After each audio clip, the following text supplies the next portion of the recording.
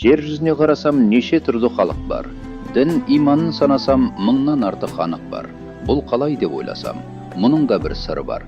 Керем ойға бойласам, дәл мынадай түрі бар. Жардың шашы сансыз көп, ол санауға келмей тұр. Анық нұры осы деп, әркім бір тал ұстап жүр. Біреу отқа жағында, нұрдың түгі Құдай деп, суретке табында, олай емес, бұлай деп. Бірі Құдай бір десе, бірі айтады, көп Құдай. Бірі Тәңірі күн десе, бірі дейді, жоқ Құдай.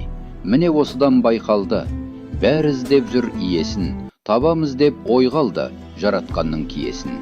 Жас қоздай болып тұр, білсек мұның мысалы, қолтық шабын түртіп жүр, анық соған ұқсат.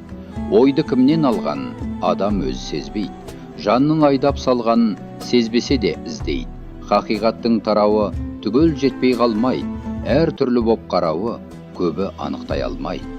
Жердің жүзін дәл тауып, ешбірдің жоқ орныққан, бәрінде де бар қауып, дін көбейді сондықтан.